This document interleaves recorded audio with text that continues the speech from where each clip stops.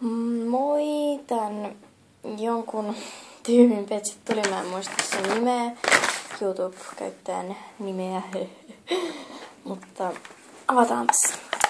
Sitten on tämä kirja. Bag.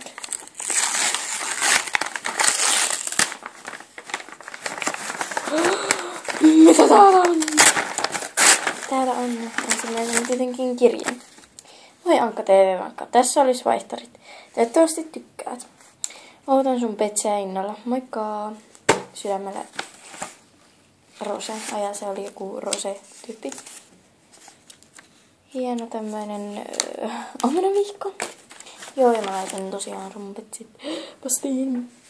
Sitten joku jakkara. Sitten noin lautanen, hieno. Sitten, mulla on ollut tämmönen, mä en oo varma, että onks mulla nyt, ei kai. Hieno. Sitten tämmönen varmaan ite tehty karkki.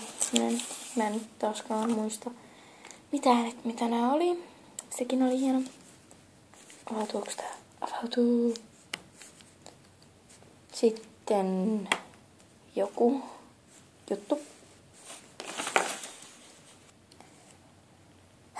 Tää on tietenkin epätarkka, mutta sitten tämmöiset lasit ja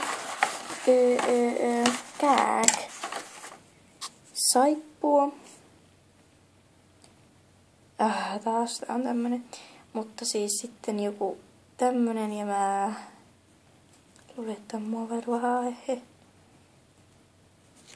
Joo. Sitten toinen tämmönen pienempi jakkara. Sitten kuminauha. Sitten, mikäs tää on? Lukeeks tossa jotain? Joo, mä en saa selvää, mutta tämmönen jännä juttu. Sitten tämmönen, ei tää avaudukaan. Tämmönen tabletti. Ja sitten petsit. Tämä tämmöinen ongelma. Ihana.